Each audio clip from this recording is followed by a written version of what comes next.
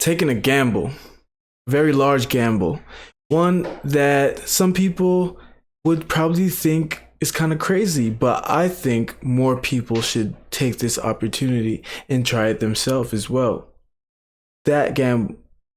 First things first, I received the message the other day from my brother, and it said, rich people do XYZ. What was that XYZ? That XYZ was rich people demand that their children join extracurricular programs from an early onset age. And their argument was of many things, that particularly children from an early age need to know what it means to learn a practice.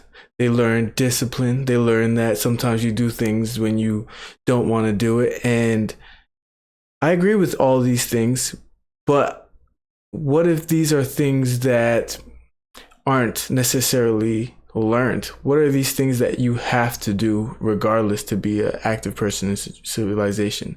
But that's not my point. That is not the gamble that I'm taking, because we agree on that point. The gamble that I'm taking is that instead of sending my child away to programs every weekend further than the school they already do, and just paying somebody to teach my child basic things, what if I take the opportunity to teach my own child? This is kind of radical. Why is this radical? Because some people would argue that your child feels more inclined to not listen to you, or more inclined to follow what a stranger says, that stranger being a new teacher or something of that nature, right? And I think therein lies an inherent problem, right? Because at what point do you and your child develop that kind of relationship where you can instruct and they can follow? I recently have been playing this game with my significant other, my lady, my beautiful, lovely lady, Sahara, and we have been realizing what it takes to get through problems together. And one of those things is being able to not take the control away from the person who's playing with you, who might struggle in a certain area, not take the control away, but to guide them with communication, right? So the first thing, before we even go further than down that alley, right, I just want to attack that point. And right now, I'm super into boxing. So, man, I kind of got away from my dang point. I'm super into boxing right now. And I was ordering some boxing gloves, and my daughter wanted to also get a pair of boxing gloves. So I said, hey, why not? And it's funny because I ran into that same issue where I'm trying to instruct her today just how to throw a punch, and she's getting frustrated immediately.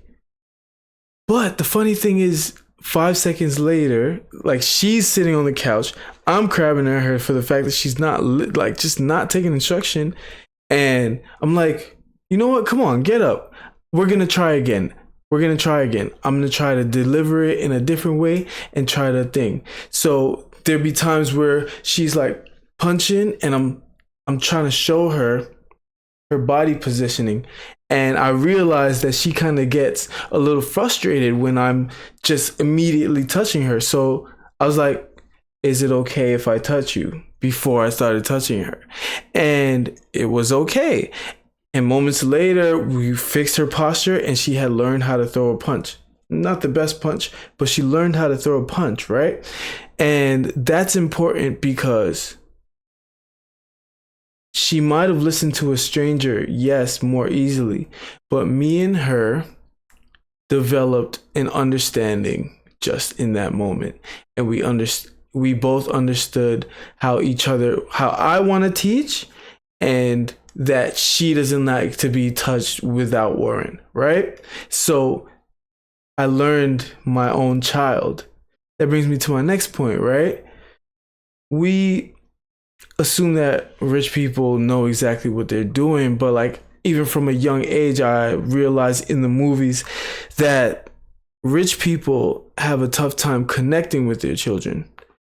What do I mean when I say that? Like Richie Rich was just like a little kid who was rich. He had everything he wanted, but the one thing he truly wanted was connection with his parents.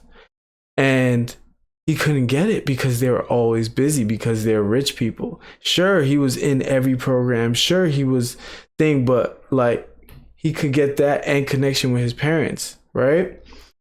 And I also noticed that every rich person has a nanny. Every rich people person has their child going to programs from 9 in the morning to 5 p.m. At what point in time do you get a chance to relate to your child? To It's a relationship, right? So why are you not relating? Oh, because they're always somewhere else because you need to go chase money. You know what I'm saying? And this summer, we kind of realized that my daughter really is not a fan of going to school because really she not even to bring up that point, really to bring up the point that she really just loves the opportunity to connect with her parents, right? To just be around her parents, to soak up everything with her parents. And I feel like this is a natural occurrence. Why wouldn't you, right? So that dawned on me, right? Okay, so why do we send them to school all day to be indoctrinated by some other person, then subsequently on the weekends we're sending them out to be further indoctrinated and further with other people, further with strangers? I just don't like, when you really sit back and think about it, it's like, sure, we want them to do stuff, but why can't I just teach my own child while also connecting with my child? That leads me to my next point, which is you have spent your whole life picking up skills that are useful, or that you believed were useful enough that it inspired you to learn it, to sit there for months and learn it. What did you learn growing up? You know what I'm saying? Personally, I did so many things. I did dance, steel pan, soccer. Oh, before I did soccer, I did volleyball. I did soccer. I did basketball. I did photography. I did rap music. I made beats. I did Photoshop. When I did steel pan, I learned music, like the rudimentary things of it. So I'm capable of knowing music. When I made beats, I further learned music. So these are skills that I can truly teach my child, connect with my child, and still have her learn the things like pattern recognition or the discipline to always come to practice and show up, right? So you learn these things, and these things are, I don't know, if you're interested in epigenetics, you would know that your environment acts on your genes. So you probably passed on the genes that are successful for these things that you learned. So your kids probably can learn these same things, probably better than you.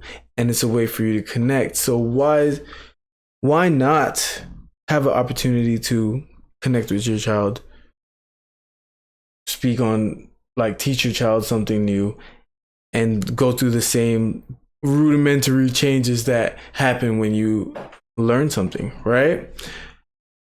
I know it's challenging because with your child, you can easily fall back into just giving them the iPad or something. But really and truly, I feel as though I know that as a parent, you get super bored.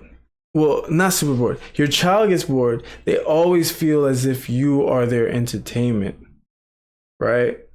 they feel like your job is to entertain them. Mommy, I'm bored. Daddy, I'm bored. What are we gonna do today? But if they know what we're gonna do today, and that thing we're gonna do today is kind of super structured, then they'll be happy to have their private playtime. You know? So I feel as though I'm taking the risk. And I bring up the fact that I'm learning boxing right now. I'm still learning something new. And I guess my daughter's showing her interest in wanting to. She said, Daddy, can you buy me boxing gloves? So we got boxing gloves coming on the way. We got mitts, and she's already been punching and stuff. And it's like, oh, my fourth point is, and then that, like, when you go to a recital, like a dance recital for kids and stuff, it really just be like 2 steps. Like, nah, bruh. This, I don't even think it's a me trying to save money. It's just like, nah, bruh. I could do a better job than that, for real. Like, I could do a better job than that. And it's going to show, because by the time she's junior high school, she'll have mad skills that like she could just do, you know what I'm saying? Like, for fun. It doesn't have to be a profession. It could just be like, and if she wants to go deeper in it, she already has a foundation that's from home, from a place of love, and she can further her education, go get a real deal mentor, right? So I know it's ideal, but I'm a man of ideals. And I truly, sometimes I do things on intuition because there's no real deal evidence. And I think that's just what I feel is right. So I could follow the status quo, but this really can't hurt anyone. It can't hurt her, because at the end of the day, you don't not learn the skills that are necessary, especially if you come from a family that's poured love into you. And you know what I'm saying? So you got love poured into you. So whatever it is that you want to do, you know you can do it, and you will do it. So it's not a gamble at all, because I know my child will accomplish what she needs to accomplish. And what is there to accomplish in life but truly being happy and truly getting a full experience out of this life versus monetary evidence being the marker for success. You know what I'm saying? Because I don't know, that's just how I live my life. You know what I'm saying? I've never been super monetary focused, which I'm kind of changing now, because I would love to, you know, I would like the freedom of money, but like, that's not my end all be all marker of like a life fully lived. But let me know in the comments what you're thinking. Do I have a point? Would you be willing to try this? And if this was an interesting idea, please like and subscribe. I'm just Mr. Contaste. I'm over here discussing ideas, and I want to generate conversation. Mr. Contaste, I would like to generate conversation and connect. Generate conversation and connect with my congregation. Bars. All right. Buenas noches. Peace and love. Contaste out.